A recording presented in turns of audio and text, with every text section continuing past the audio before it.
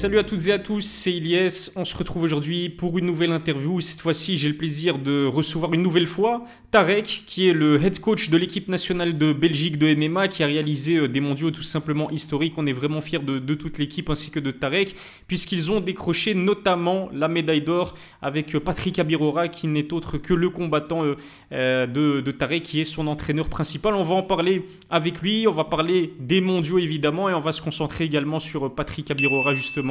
Tarek, tu étais du côté de l'Albanie pour ces mondiaux. Tu viens d'arriver en quelque sorte en Belgique. Comment est-ce que tu vas? Je vais très bien, toi. Ça va très bien. Tu es opérationnel? Pardon? Tu es opérationnel? Plus ou moins. Mais je te fais confiance. J'ai quelques questions à te poser concernant le parcours historique que vous avez réalisé avec toute l'équipe nationale de Belgique. Hein. Je le disais, c'est juste incroyable ce que vous avez fait. La preuve, 3 médailles en senior, dont une en or avec Patrick Abiroa, qui est la première médaille d'or de l'histoire de la Belgique dans ces IMAF. 2 médailles en junior, dont une en or aussi avec Inès. Quel bilan est-ce que tu dresses, toi, personnellement, de ces championnats du monde pour l'équipe nationale belge? C'est un bilan qui était pas mal, qui était très positif. On a créé l'histoire. On a créé l'histoire pour la Belgique. Euh, 2 médailles d'or. Je pense que il n'y a pas beaucoup de gens qui s'attendaient à ce genre de résultat. Faut savoir que dans ce genre de compétition, ben, on a déjà participé maintenant quelques fois. On devient vraiment habitué. Là, on a su faire le travail. Ben, on a prouvé qu'on a su faire le travail nécessaire pour mener à bien notre mission. On avait 11 combattants en lice, 10 combattants en lice, pardon, 5 podiums. Steven Cheou, qui fait donc chez lui, qui est originaire d'Albanie, qui fait, euh, qui fait qui repart avec la médaille de bronze, donc chez lui. On a Vida Souyev qui prend la médaille d'argent, qui arrive en demi-finale en ayant déjà la main cassée, et qui continue quand même le tournoi. Il était impressionnant. Ça a été le showman de l'événement aussi. Tout le monde a pu le voir durant le combat ou pendant ses entrées. Ceux qui l'ont pas vu, allez le voir. Il est juste incroyable. On a donc Nassim Agdim qui s'entraîne chez moi aussi depuis quelques mois, qui revient avec une médaille d'argent. Nassim, faut savoir que c'est un jeune vétéran. Il a à peine 19 ans et il a plus de 20 combats maintenant avec ses dernières compétitions. Euh, à chaque fois qu'il a combattu à l'IMMAF, il est revenu avec une médaille. La première fois au championnat d'Europe, donc il était médaillé de bronze, médaillé d'argent, pardon. Au dernier championnat du monde, au mois de février, en Serbie, il était donc médaillé de bronze. Et cette fois-ci, le médaillé d'argent, il arrive en finale. Ça s'est joué un peu à certaines décisions sur le moment. Bon, c'est clair qu'il perd le combat. Mais quelle prestation et quel combattant. Et le futur du MMA belge sera brillant, surtout avec des combattants de sa trempe. Ouais, exactement. Et le truc, c'est que c'est un véritable exploit le fait d'avoir fini à la 6e place en senior devant des grandes nations de MMA comme l'Irlande, les États-Unis, la France, l'Angleterre. Comment est-ce que tu expliques que 2023, en particulier, c'est l'année de la consécration du MMA amateur belge? Qu'est-ce qui s'est passé en 2023 qui ne s'est pas passé lors des précédentes éditions? L'expérience, justement? Non seulement l'expérience qu'on a, enfin surtout les leçons qu'on a tirées. Comme on dit, les expériences se répètent pour ceux qui n'en tirent pas de leçons. Et là, euh, on en a tiré. On en a tiré énormément. De grosses remises en question par rapport à toutes les défaites qu'on a eues, tous les échecs qu'on a eu à Lima. On a eu pas mal de réussites. On avait pas mal de réussites jusque maintenant, mais le fait de n'avoir jamais obtenu une médaille d'or, ben ça induit qu'il y avait des choses qui manquaient, des choses sur lesquelles on a travaillé. Il faut savoir qu'on est parti en plusieurs groupes.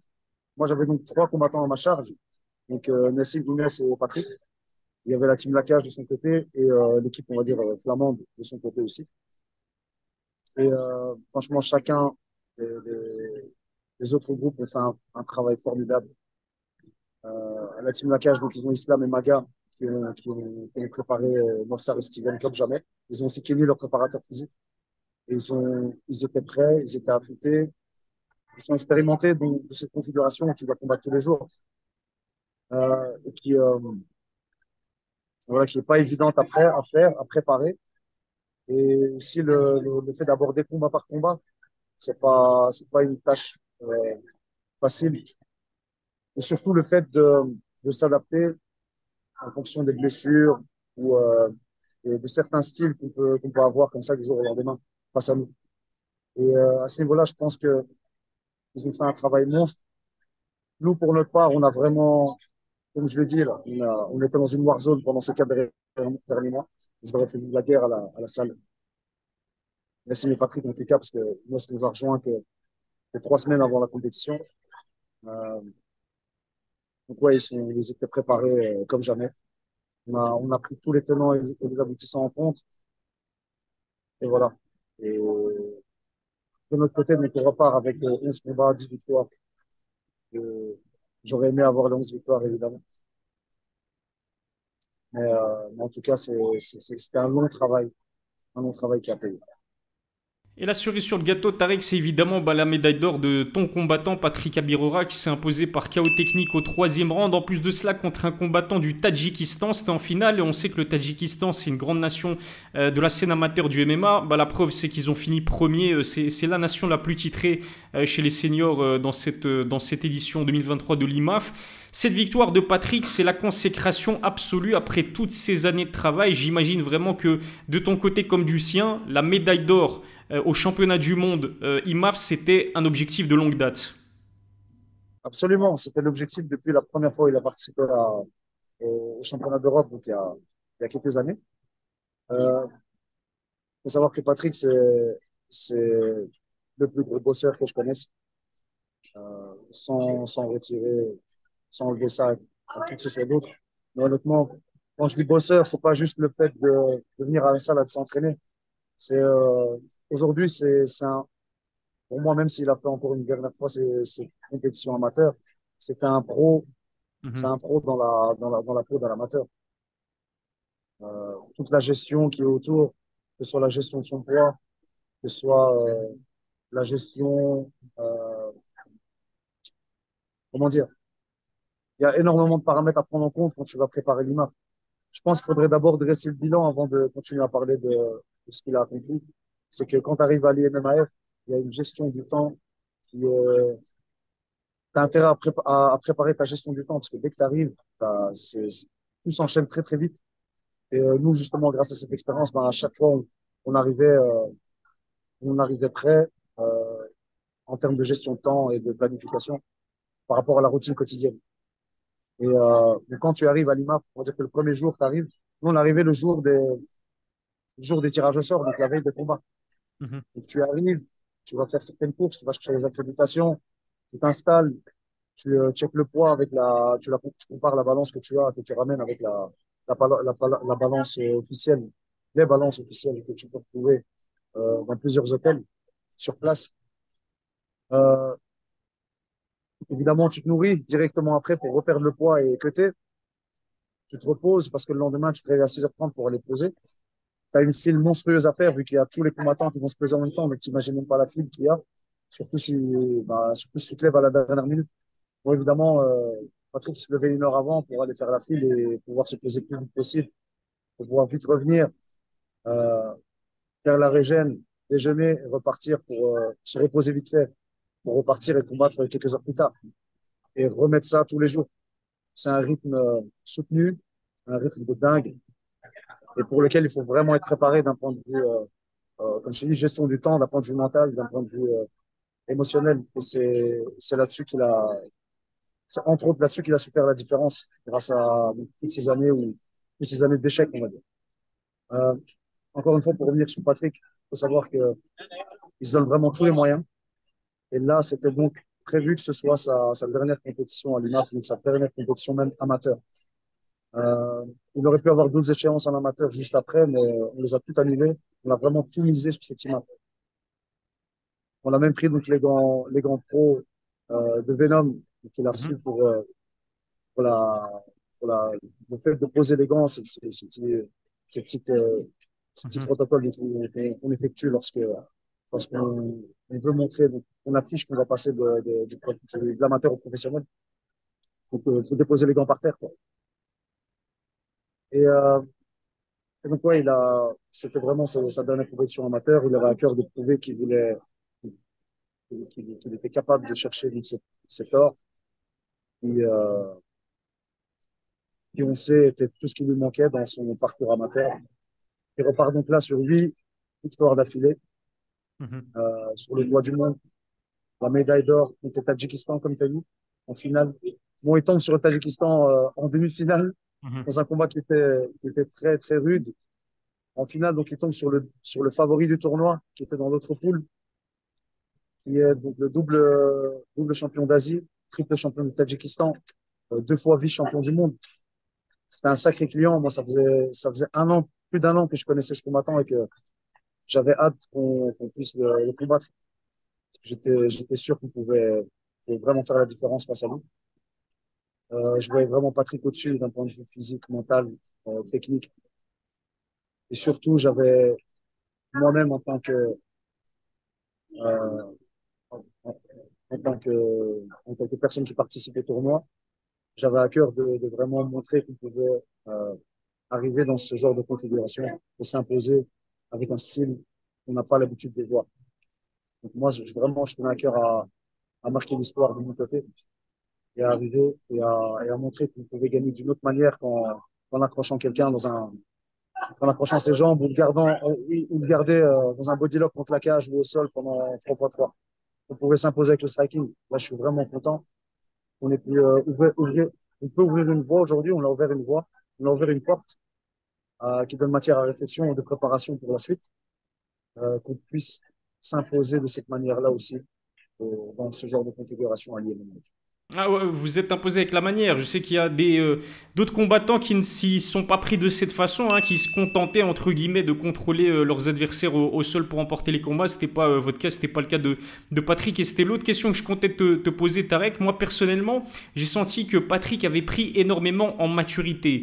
Il a montré en plus de cela qu'il était super complet, 2 victoires par KO TKO, 2 par décision. La première, il me semble que c'était par guillotine, donc sur une soumission. La question que j'ai envie de te poser, c'est comment tu t'y es pris pour le faire passer du statut de quart de finaliste en 2022, corrige-moi si je me trompe, c'était bien le quart de finaliste de l'édition précédente, à un statut de médaillé d'or en l'espace d'un an. Comment est-ce que tu t'y es pris?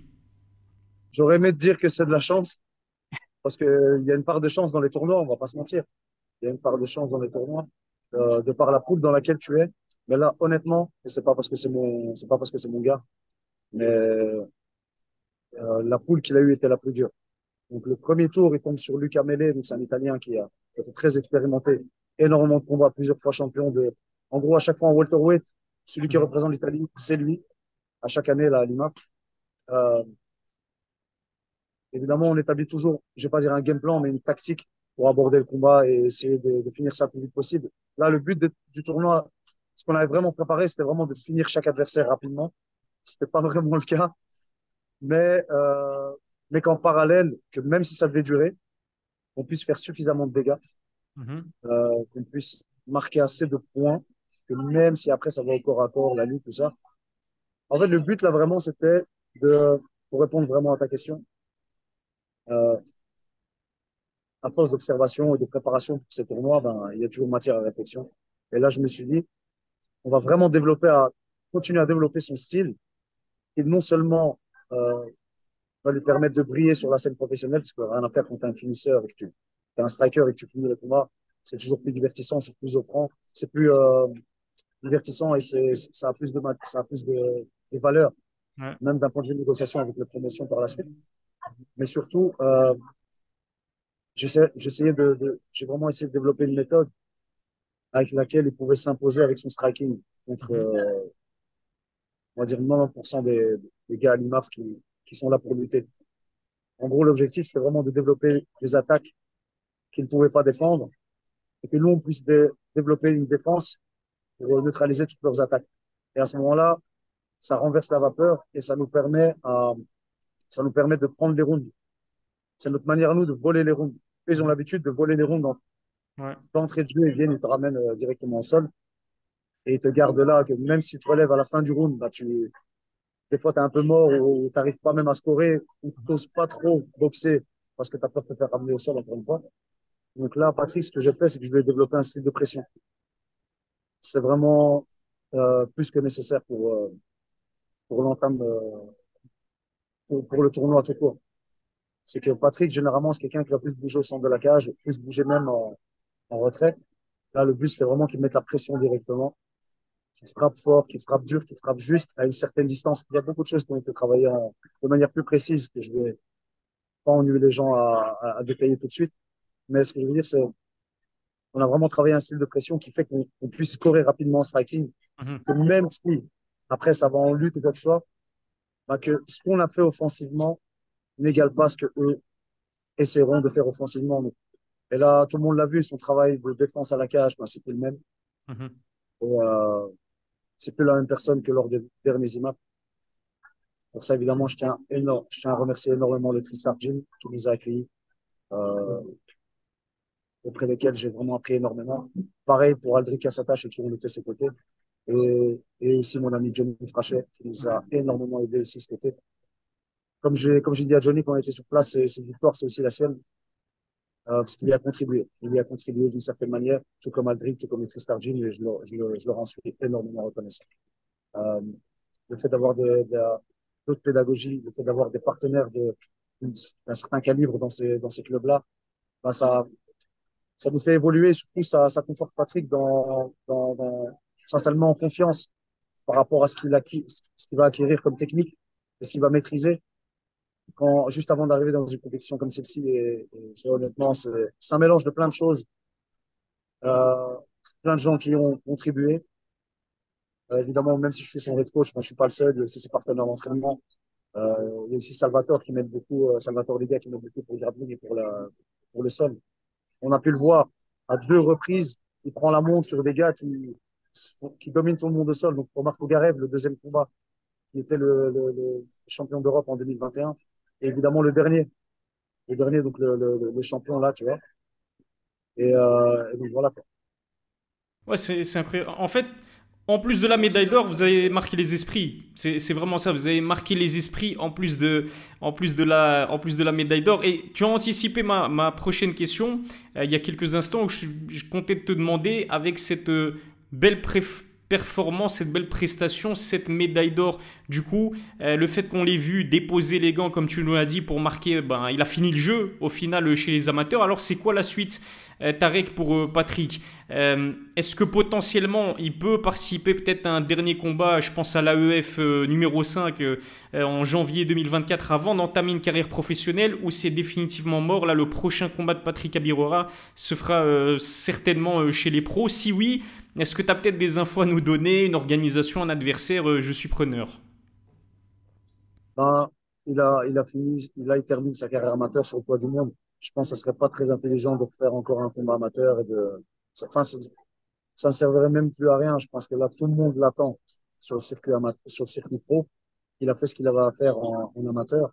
Et que là, justement, je pense que les gens sont même impatients de voir ce qu'il serait capable de faire avec des petits gants. Mhm. Et de par ce qu'on a vu déjà dans cette compétition, je pense que les gens ont hâte de le voir sans protège tibia, avec des petits gants, des coups de coude et des coups de genou. Les gens sont impatients et moi le premier. Et là, je t'annonce que il fera ses débuts pro dans un futur proche. Mhm. Pour ce qui est de la promotion et de tout le reste, tu te dis bien qu'on a reçu énormément d'offres. Là encore plus, mais on en avait déjà quand même énormément avant même qu'il fasse le tournoi.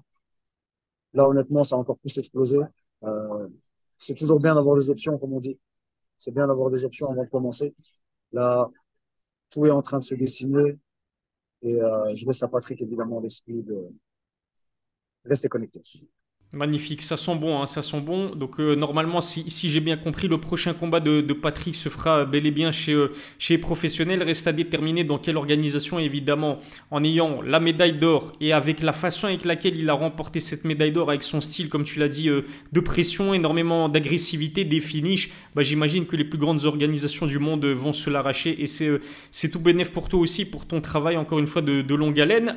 Une question aussi concernant sa carrière pro. Est-ce qu'il va combattre chez les poids welter, ou est-ce qu'il risque peut-être de descendre en catégorie, ou peut-être de monter? Bon, j'imagine que c'est pas l'option préconisée, mais peut-être une descente chez les poids légers, c'est possible? Non, Patrick, ça a toujours été un petit welterweight. Mhm. Il a toujours fait le poids de façon facilement. Il a toujours fait le poids facilement. Et donc là, il va faire ses débuts en lightweight. Donc effectivement, le prochain combat, ça sera en pro, en lightweight. Et on va commencer avec ça. Et une fois qu'il sera vraiment dans l'organisation qu'il vise, là, je pense qu'on descendra encore de catégorie. Ah, ok, ok. Premier trimestre 2024, tu dirais, ou peut-être un peu plus tard pour ses débuts pro? Pour ses débuts pro, Ouais. premier trimestre 2024. Oh là là là là, franchement, j'ai hâte. Là, tu m'as mis l'eau à la bouche, Tarek. J'ai vraiment hâte de savoir ce sera dans quelle organisation. J'en dis pas plus. Je laisse à toi et à Patrick la liberté, le choix de révéler cette information. On a parlé de Patrick, mais c'est pas le seul finalement à avoir brillé lors de ces IMAF. Hein. T'en parlais aussi tout à l'heure. Steven Cheou qui a décroché la médaille de bronze dans son pays d'origine. Nessi Makdim et Alvid Assouyev qui ont décroché la médaille d'argent. Inès Boulabarge aussi en junior qui a fini médaillé d'or. Pour toi, c'est quelle est la révélation véritablement de ces championnats du monde côté belge? Si tu devais en choisir qu'un ou qu'une. Honnêtement, tous, à part quelques-uns qui malheureusement voilà, ne s'est pas su démontrer ce qu'ils étaient capables de faire. Mais déjà, on a Rahman qui est dans l'équipe de Hamid, qui est le partenaire d'entraînement d'Albi. Il faut savoir que c'est même son sparring, Mhm, alors ils ont trois catégories de différence. mhm, Ce petit, ça fait des mois que je l'ai dans le collimateur et que je poussais pour qu'il soit dans l'équipe nationale. Ce petit, voilà, il commence, il fait son premier combat à l'UMAF. Il arrive, il est en junior, il est jeune. Il te met un KO en 10 secondes sur un kick. mhm, Incroyable. Après, voilà, dans le deuxième tour, il tombe encore une fois sur ce genre de profil qui te ramène au sol et qui te bloque. C'est un jeu comme un autre. Ça marche, c'est efficace. Donc, je comprends qu'il le fasse. Et voilà, donc je suis sûr qu'il en tirera des leçons et qu'il reviendra encore plus fort. Dans les révélations, ben, on a Alvi. Alvi qui, lors du dernier IMAF, dans le championnat du monde, il n'a pas pu participer. Championnat d'Europe, ben, il saute au deuxième tour. Et là, il arrive en finale. Moi, je connais son potentiel. Il s'est préparé pour lui. Il a combattu Patrick. mhm, Donc, je connais l'animal. Mais voilà, là, il a prouvé. Et il s'est prouvé à lui-même, il a prouvé à tout le monde. Il a prouvé à son équipe. Que c'était un vrai guerrier, en plus d'être un showman, en plus d'être un combattant extrêmement complet. C'est hissé là, en finale alors qu'elle m'a cassé. Elle n'était pas ouais, juste, on parle pas d'une contusion où la main est cassée. ouais, Et le mec décide encore de combattre. Il est parti chez les Cutman, il a fait qu'une seule main, il a fait que sa main gauche il a mis le bandage sur une seule main, il est parti, il s'est dit, bon, let's go, j'y vais, je mors sur mon protégeant et je termine, j'y vais jusqu'au bout. Et ça, il n'y a pas de mots pour ça. mhm, C'est incroyable, incroyable ce qu'il a su faire avec si peu de moyens. Donc, j'imagine même pas la suite pour lui. Bon, là, je sais pas s'il va passer pro ou pas, j'en ai aucune idée. Mais s'il y a un prochain minima, faut qu'il est participe, moi, je mise sur lui. C'est, et tout ça, ben, autant c'est l'avenir en amateur, mais c'est l'avenir aussi en pro. mhm, On a donc Inès Boulabarge, comme tu as dit, qui n'avait qu'un seul combat vraiment en MMA, avec des frappes au visage, parce que bon, on a fait les youths, mais il n'y avait pas les frappes au visage. mhm. Qui vient, qui en trois semaines de prépa, bon, je dirais pas jusqu'à dire que c'est grâce aux 3 semaines de prépa qu'elle prend l'or. Au contraire, il y a un long travail en striking fait par Alka Matawa, son entraîneur, depuis des années. Donc, il l'entraîne depuis qu'elle est toute jeune. Euh, donc, elle est, elle a été prise en main comme il fallait. Ça a payé sur place. Je sais qu'elle fait aussi du judo, donc là, on va dire que le mérite revient aussi à ces entraîneurs-là qui l'ont préparé aussi toutes ces années. Donc, c'est vraiment un long procédé au niveau de son parcours, qui l'ont ramené là et qui ont fait en sorte que, avec les petites adaptations qu'on lui a permis d'avoir, à aller chercher cette médaille d'or. Elle a eu un premier combat qui était très difficile, puis elle arrive en finale contre une fille qui a 17-0. Mhm. 17-0 alors qu'elle faisait son troisième combat. Son adversaire, donc à sa demi-finale, elle finit le combat en 1 minute. Elle fait une prise de dos, elle utilise la cage. Elle, elle, euh, Elle étrangle son adversaire debout. Une dinguerie. Et là, elle arrive, elle la domine. C'est pas juste un finish rapide, c'est qu'elle la domine sur 3 rounds. Mhm. Elle la domine sur 3 rounds avec des tactiques qu'on a mis en place la veille. Incroyable comme potentiel. Ça, c'est, il n'y a rien à faire. En Belgique, on a tout ce qu'il faut en matière on a vraiment prouvé qu'on n'a plus besoin, on a vraiment plus besoin de l'étranger d'aller à l'étranger plutôt pour se développer, pour faire une carrière en MMA, autant en amateur qu'en pro. On n'a plus rien envie à aucun autre pays. On a toujours eu le striking ici. On est parti chercher la connaissance extérieure, on l'a ramené, on n'a plus rien à envier, on est en train de le prouver. Et par rapport aux révélations, ben, évidemment, Mofsar et Steven, même s'ils n'atteignent pas leur objectif, parce que je sais qu'ils voulaient absolument la gold, Steven qui, une main cassée, mais aussi pareil, une main cassée à son dernier combat au PEF, qui fait toute la prépa à une main, qui ne peut pas faire de sparring, qui ne peut pas faire de pao correctement, qui ne peut pas faire de sac même correctement, qui est extrêmement limité, il pouvait faire que du drill technique, et qui arrive et qui claque un KO au premier tour, au deuxième tour, au troisième tour, il tombe sur un Ukrainien, qui est dû justement aussi ce style-là où il te garde au sol et qui te bloque. Il arrive quand même à se défaire de ça et à sortir victorieux du combat. On perd malheureusement en demi-finale, mais honnêtement, il sort la tête haute. Je suis plus que fier de lui. Et Movsar, pareil. Movsar qui nous fait un premier combat, mais contre un des favoris du tournoi, un Kazakh. Je pense qu'il y a beaucoup de gens qui pensaient qu'il n'allait même pas passer ce premier tour. Et il le domine, il le surclasse dans son propre jeu, qu'il fait la fête debout. Il le domine debout, en lutte et au sol. Deuxième tour, ben, ça se joue à très peu, malheureusement. Ça se joue vraiment sur les 10 dernières secondes du combat où il y a un petit renversement de la part de l'adversaire qui lui coupe le combat. C'est le jeu, c'est comme ça, mais il prouve qu'il a vraiment sa place. Euh, Nassim, évidemment. Nassim, moi, c'est, comment dire, j'ai rarement entraîné un gamin aussi talentueux. C'est l'un des combattants, c'est pas le combattant le plus talentueux que j'ai eu entre les mains. Il Oh. voit un truc, il arrive à le reproduire directement. C'est le genre de mec, honnêtement, il aurait été dans n'importe quel club, il serait champion. Mhm. Il est vraiment fait pour ça. Je pense que maintenant, il le réalise, donc il se donne vraiment encore plus tous les moyens. Euh, il est extrêmement sérieux, extrêmement motivé, extrêmement mature. Bon, c'est un jeune vétéran, comme je t'ai dit, il a plus d'une vingtaine de combats. Ne soyez pas surpris si vous le voyez vraiment sur le toit du monde, que ce soit en amateur ou en pro, parce que lui vraiment, c'est quelque chose. Lui, c'est non seulement, bien sûr, une révélation à chaque fois, mais c'est une pépite. Comme je t'ai dit, à chaque fois qu'il a combattu, c'est le seul combattant belge qui, à chaque fois qu'il a participé à l'IMAP, il a ramené une médaille. Euh, il a toujours été performant. Là, il s'est vraiment baladé pendant les premiers tours, alors qu'il a eu des adversaires coriaces, plus que les autres fois, justement. Euh, il a montré qu'il a évolué en peu de temps après avoir rejoint l'équipe. Il s'est vite adapté. La connexion avec lui, elle est incroyable, elle est parfaite. J'ai l'impression que je l'entraîne depuis des années. Et l'évolution, elle est là, il l'a prouvé. Et voilà, le chemin va continuer ensemble. Excellent, franchement, mais en tout cas, félicitations Tarek. Moi, personnellement, bah, j'ai été dégoûté principalement par Movsar Ibragimov qui n'a pas dépassé les quarts de finale en sachant qu'il a fait la médaille de bronze à la dernière édition. Bon, comme tu le sais, c'est toi qui nous as mis en contact avec Movsar. Il est incroyable avec ses analyses et pronostics dans nos vidéos et tu sentais vraiment qu'il était déterminé comme toujours. Mais là, cette fois-ci, on sentait qu'il avait vraiment faim et qu'il avait envie de décrocher la médaille d'or. Donc j'étais dégoûté lorsqu'il s'est fait éliminer de ses quarts de finale. Mais bon, j'imagine qu'il est quand même satisfait de sa compétition, même s'il y a ce goût d'inachevé. Et puis encore une fois, en ce qui concerne tous les autres combattants qui ont représenté la Belgique dignement, ben, ils ont marqué l'histoire et tu fais partie de cette histoire, Tarek. Donc merci beaucoup d'avoir répondu à mes questions. Je ne sais pas si tu as quelque chose à ajouter pour conclure cette interview. Ouais, bien sûr. Bah, tu parlais de Mofsar. Mofsar, il faut savoir, comme je t'ai dit juste avant, de ce genre de configuration, c'est très compliqué parce que, comme je t'ai dit encore une fois, il y a le facteur chance. Mhm. Le facteur chance, bon, après, qui dit facteur chance, dit facteur opportunité. Et dans l'opportunité, ben, tu dois faire les bons choix. Et des fois, c'est très compliqué 24 heures avant. Là, il est arrivé avec une stratégie dans son combat, une tactique plutôt. Et il a lutté le lutteur. Il a prouvé que c'était faisable, donc il l'a fait. Il a eu un premier combat qui était dur.